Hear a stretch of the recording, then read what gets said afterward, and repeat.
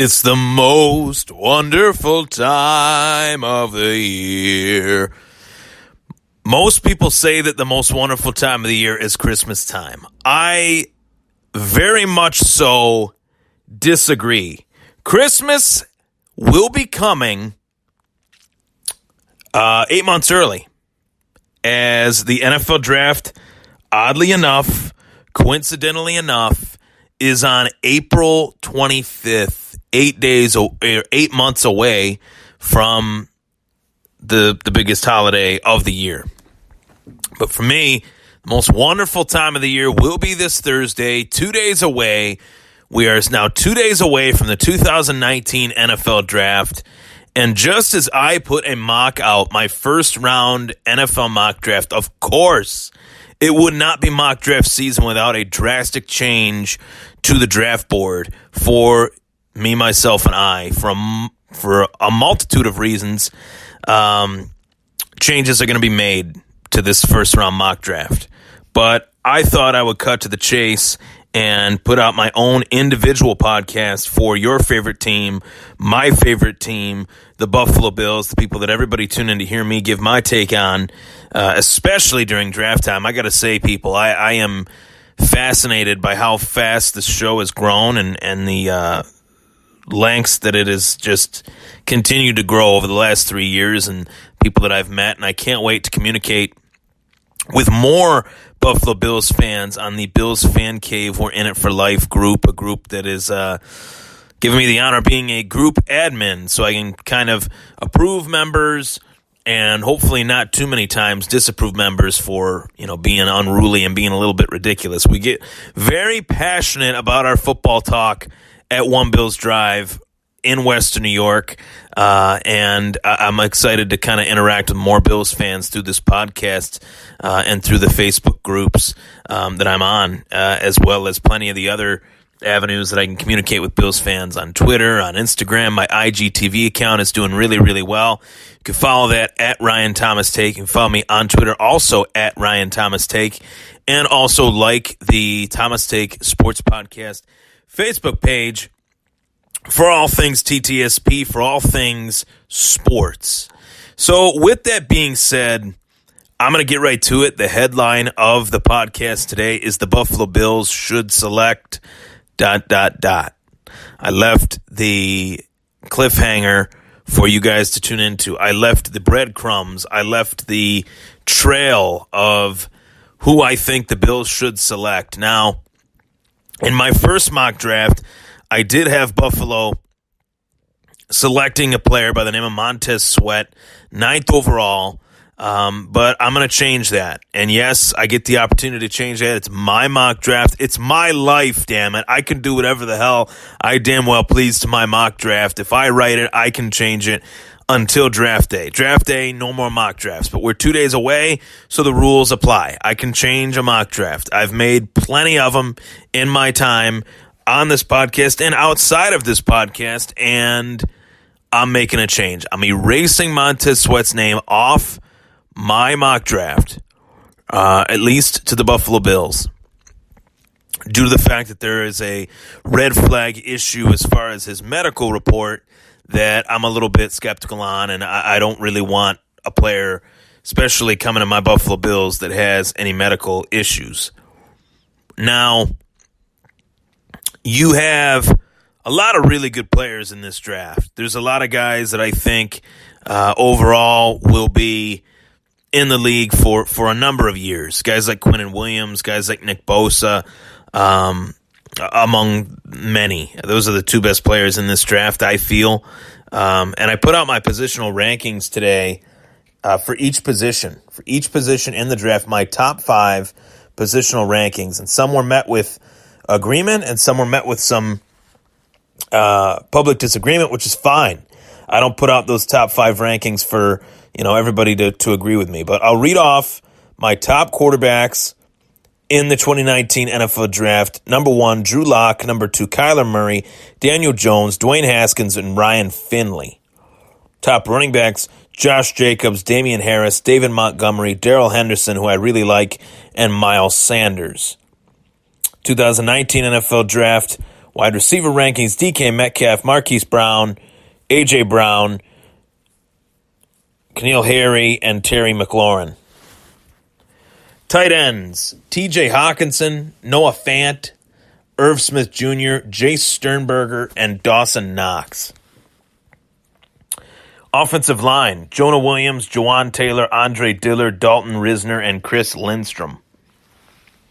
2019 NFL Draft, Nick Bosa, Josh Allen, the linebacker, Cleveland Farrell, Brian Burns, and yes, Montez Sweat. So now in my top 5, due to the fact that Sweat has had this medical precautionary tail attached to his name, I've really felt as if Montez Sweat needed to drop a little bit on there. I would probably have him ahead of Cleveland Farrell, probably have him ahead of Brian Burns just based on his physicality. But with that heart condition, I'm very, very, it's very, very questionable to see where he will go. And I sure as heck know he won't go 9th or 10th overall. Quinnen Williams, Ed Oliver, Rashawn Gary with that labrum injury. That'll be something to keep our eye on. Christian Williams out of Clemson and Dexter Lawrence as far as the defensive line rankings. Linebacker rankings, Devin White, Devin Bush, Mack Wilson, Voshawn Joseph, and Terrell Hanks. Cornerback rankings, Greedy Williams, Byron Murphy, DeAndre Baker, Rock Ya-Sin, the coolest name of all time, Justin Lane, and safety rankings, Nasir Adderley, who I really like, Taylor Rapp, Chauncey Gardner-Johnson, Jonathan Abram, who I also really like, and Juan Thornhill. Kicker rankings, Cole Tracy, Matt Gay, John Barron II, Austin Seibert, and Justin Yoon out of Notre Dame. Punter rankings, Mitch Wishnowski, Jake Bailey, Jack Fox, A.J. Cole III, and Parker Thorne. Kickers and punters are people too. That's my motto. So I just broke down every position, my top 5, and with the 9th overall pick, the Buffalo Bills have a wide variety of options, a wide variety of roads to go down.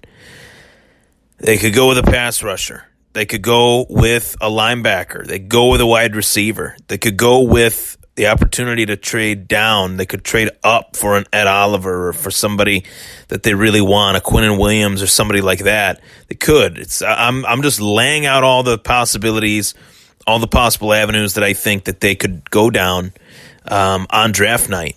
And the best thing about draft night is all this speculation. We really, truly do not know who Buffalo has on top of their draft board. We know who they've visited with. We know who they've communicated with. We know who they have brought in this offseason via free agency. They've brought in a lot of players.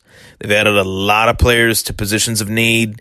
They've had a very interesting offseason, adding guys like Cole Beasley, John Brown, Frank Gore, Mitch Morse, really reshaping that entire offense. So a common question that I've received as a podcast host and as an all-time, diehard Bills fan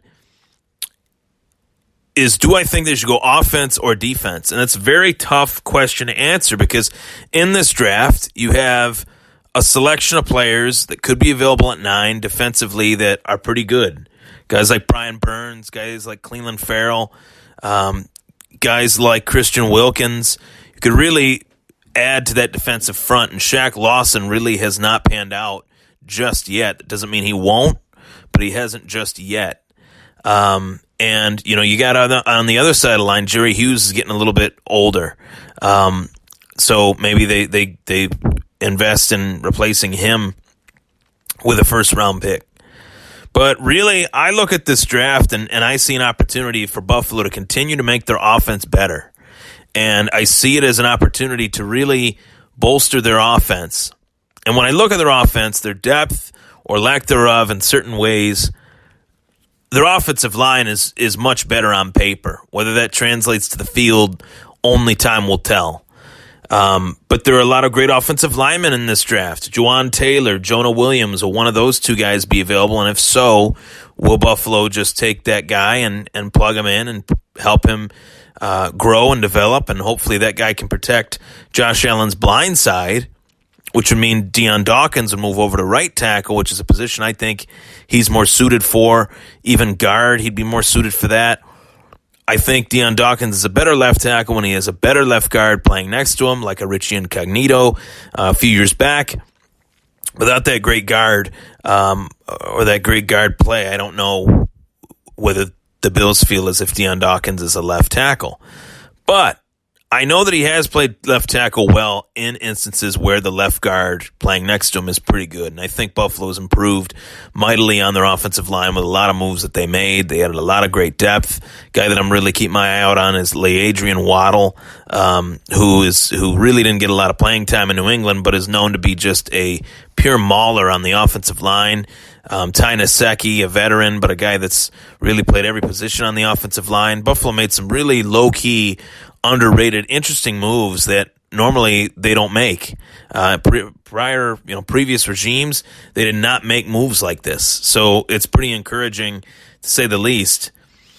But I'm looking at a move that really in the first round, if I have the top 10 pick, which I don't think Buffalo is a bottom 10 team, you really look at how their season wore itself on, from the start to finish. They finished 6-10 with a largely anemic offense and a pretty stellar defense. You figure they make that offense better, they make the defense better with a few key moves here and there. Buffalo could be right in the thick of things of a AFC wildcard berth, 9-7, 10-6, especially with a reasonable schedule, a schedule in which they are not playing an opponent finally coming off of a bye. Not one time this season, where last season and seasons prior it ranged from 4 to 6 times per season. Which I always thought was ridiculous, and it's something that I'm finally seeing finished and done and over with. Thanks to that research group that posed that predicament to the NFL schedule board, or whatever you want to call it. So I thought that was a very interesting storyline as well. There are a lot of moves that they could go down. And, I'll name the players right off the bat: Juwan Taylor, Jonah Williams, Brian Burns, Cleveland Farrell, Christian Wilkins. There'd be a real God looking over the Buffalo Bills, a football God, I should say, looking over the Buffalo Bills if Devin White were to become available at 9th overall. I highly doubt he'll be there. He's really soared up draft boards as of recently, but I think quite possibly if he were there, I'd probably do a backflip. And get a black eye. So I guess you'd call it a black flip. I would literally black out, get a black eye from doing the backflip. But that would be an amazing addition to the defense. But really, I see an opportunity to really make this offense better at a major position of need that is left over. Buffalo has added 2 wide receivers. They've added John Brown. They've added Cole Beasley. They have Zay Jones. They have Robert Foster. They have Isaiah McKenzie. They have Duke Williams, a CFL experiment.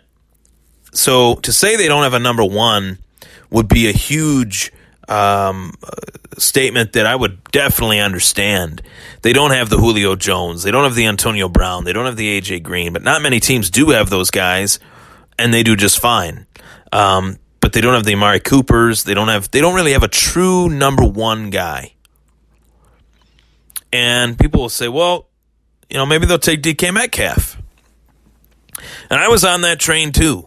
I was a little bit pumped for DK after his combine. I kind of had a few sips of the Kool-Aid, if you will. Looking at DK Metcalf and looking at how physical and how talented he is and all of his measurables and things like that. And I'm not saying that I'd be mad if Buffalo went out and actually drafted DK Metcalf. I'd be happy. I trust this regime. I trust Brandon Beane. I trust Sean McDermott. I trust the process, if you will.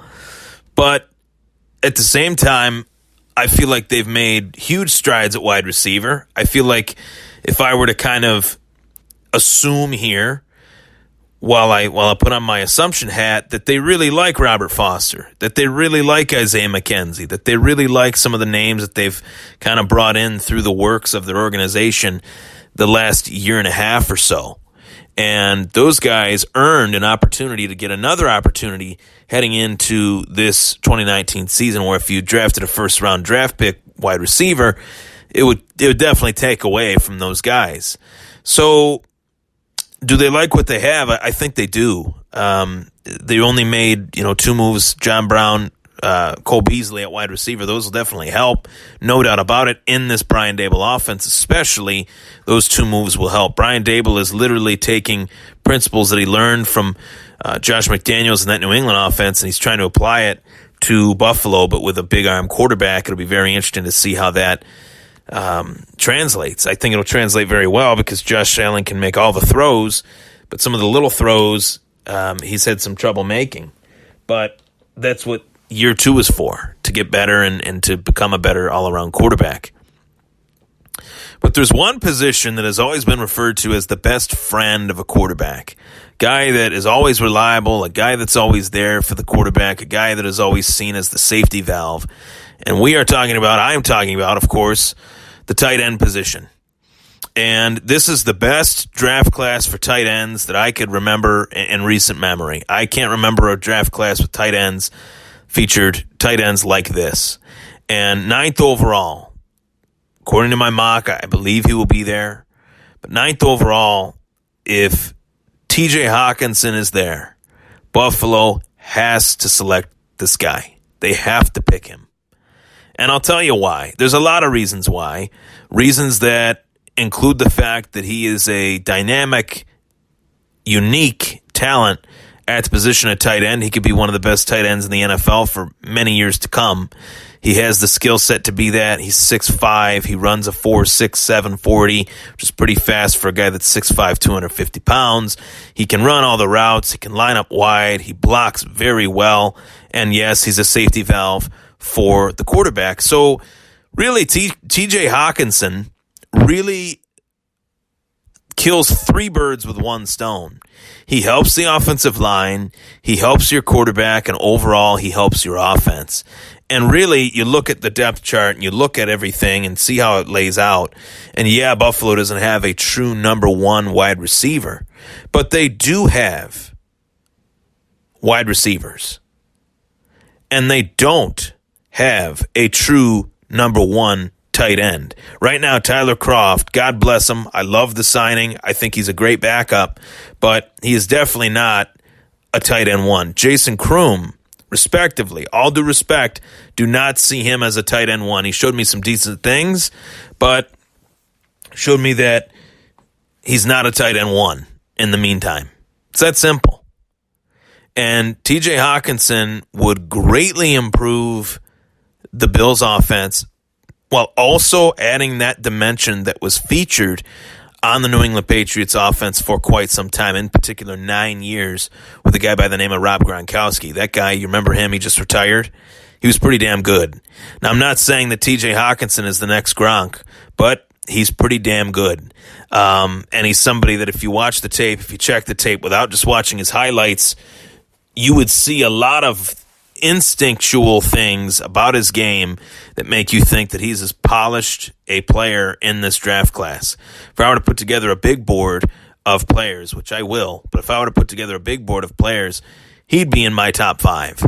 I can't remember. I know I just mentioned that this tight end class is the best I've seen in a while. His teammate Noah Fant, we'll get to him a little bit later, he was great in college, did a lot of great things. But TJ Hawkinson, I think, would be a guy that Josh Allen would really be able to get the ball to in space, over the middle, whatever facet you want to look at it. I think TJ Hawkinson would add a new dimension to this Bills offense that, quite frankly, it hasn't had ever. Well, not ever, but since at least the late 80s, early 90s with a gentleman with a tight end by the name of Pete Metzelaars. And since Metzelaars, Jay Reamersma, really that's about it. Scott Chandler, Charles Clay, there really hasn't been a tight end here that has been compared to the likes of Jason Witten or the likes of George Kittle or the likes of Dallas Clark drafted by the Buffalo Bills. And the reason why I like the pick so much is that it's not necessarily a Buffalo Bills-esque pick, but Brandon Beane and Sean McDermott have not necessarily made Buffalo Bills, typical Buffalo Bills-esque picks. They've gone against the grain. They traded down from 10th overall to 27th overall to take the corner by the name of Trey White and passing on quarterbacks like Pat Mahomes and Deshaun Watson. They then traded up using 2 second-round draft choices to move up from 12 to 7 to take Josh Allen. They then traded back into the first round to take Tremaine Edmonds. They then, I think, at 9th overall, should take a tight end that is probably the best tight end prospect in quite a while, which says quite a lot given that this whole class of tight ends is very good. Irv Smith Jr. is good. Noah Fant is good. TJ Hawkinson is good. Now, I want to read you a little bit about TJ Hawkinson and why I think he's a special player. And I've watched a lot of his tape. I've watched at least 2 hours of his tape, at least. And this is a guy that every team has been linked to. Every single team has been linked to this guy. The Packers at 12, the Bills at 9, the Jaguars at 7, the Detroit Lions at 8. And I would be very upset if Buffalo could not get this guy because I feel like he adds a new dimension to their offense. Last year he had 49 catches for 760 yards and 6 touchdowns. Led the nation. Big Ten tight end award.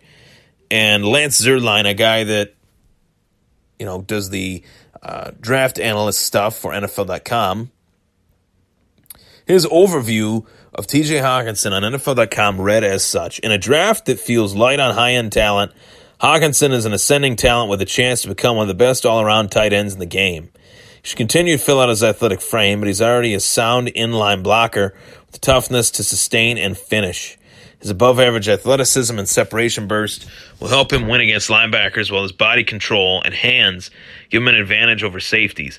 Hawkinson has standout talent and fits any scheme, but he could be coveted early by teams looking to delve more heavily into 12 personnel, 2 tight end packages. Now, Buffalo could not even run a 12 personnel, 2 tight end package to save their lives last year, even if they wanted to, between Charles Clay and Jason Kroom. Enter Tyler Kroft, enter TJ Hawkinson, 2 guys that can block, 2 guys that really love to get into the nitty-gritty of a football game. And I'd be very excited for Josh Allen if this pick was made. I'd be more excited for Josh Allen if this pick were made, because I feel like Josh Allen did very well as a rookie with no receivers, with no tight ends, and would be doing even better with this new-look Buffalo Bills offense, surrounded by a great offensive line, with TJ Hawkinson, with John Brown, with Cole Beasley. This offense has potential to be pretty fun to watch. This offense has potential to be an actual real offense where you have players plugged in to play within a specific role and play at a high level. That's what the NFL is all about. So sources told NFL.com, quote, "Freaky athlete. I thought he would go back, but I'm glad he didn't. I think he will beat Alabama's Irv Smith Jr. off the board first." Right now, Daniel Jeremiah has TJ Hawkinson going to the Buffalo Bills. And I'm not one to nitpick and call out anybody's mocks, but I sure as hell like this idea. And I've gone back and forth. I've looked into the DK Metcalf stuff. I've looked into defensive players. But I think TJ Hawkinson is as clean a prospect as anybody, as far as strengths, as far as weaknesses. He's a guy that come in right away, be the number 1, day 1 starter, and make an immediate impact. I talk about that all the time. I've said that so many times on this podcast. I hate to say it again, but I want a player that brings an immediate impact to the team as a leader, as a leader on or off the field, with a skill set, a guy that can make the players around him better. And TJ Hawkinson checks off 3 boxes for me. He makes the tight end position better. He helps their offensive line, and he also helps Josh Allen, obviously. So that's how I see it. And really, this draft is one that has a lot of great players in it. It's one that features a lot of talent, but it's talent that Buffalo has to dive into. It's talent that Buffalo has to get a leg up on and go get. They're going up against the Jets. They're going up against the Patriots. And despite the fact that Miami's rebuilding, you still have to take them somewhat seriously. As hard as that is sometimes, you have to take them somewhat seriously because they are trying to get better and they are trying to play a game to the best of their ability, even though I don't think they have the team to do that, but that's neither here nor there. The Jets are getting better. The Patriots are the best team in football. They've been for the last 20 years. So Buffalo really needs to just continue to build on what they've already done, and I feel like TJ Hawkinson is the best way to do that. I've really kicked the tires on every single idea. I've looked at every single idea, every single player that in the first round at the positions of need for the Bills. And I look at this position of need as a massive position of need right now. Could be the weakest position on their roster currently with just Tyler Kroft and Jason Kroom. I love both of those guys with all due respect. I'm not trying to kick them while they're down, but Noah Fant would even be an improvement. And Noah Fant, I'm not saying it like that, but I'm saying Noah Fant is not the number one tight end in this class. I just read you who I think is the number one tight end in this class, far and away, and it is TJ Hawkinson. So that's how I see it. And draft night, 2 nights away, Thursday night, where you got a lot of uncertainty at the top. I suspect that a lot of trades are going to be made between teams that want to move up and teams that want to move down. And maybe Buffalo does decide to move down, which I would not be against that idea. Move down the draft board, get more picks, and maybe potentially get some picks next year as well. But realistically, I look at this team. How many rookies do you think right now, if you look at the Bills depth chart, could make this team? I don't think there's many. I think they've gotten better. I think they have more vets on this team, quality veterans at positions of need, like wide receiver with Beasley, with John Brown, guys that you know are true NFLers, where you don't have to have 7 guys, 7 rookies, 7 draft selections make the team. Would it help? Sure. Greatly help. But we've seen Buffalo add more undrafted talent to this team the last 2 years than they have in quite a long time. Classic example of that, Levi Wallace, guy that I really like, guy that I really admire as far as his mindset, his professionalism, all that stuff. And that is the type of player, regardless of who Buffalo drafts, regardless of who I think they will draft, that guy has to have professionalism and he has to have high character, because Brandon Beane and Sean McDermott have brought in guys that have that. Thanks for tuning in, everybody. I'm Ryan Thomas. It was the Thomas Take Sports podcast.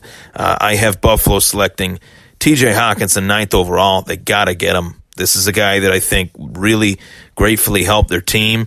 I've been banging the tight end drum for the last few years. I wanted O.J. Howard so bad in Buffalo, but I think TJ Hawkinson is even better. Take care.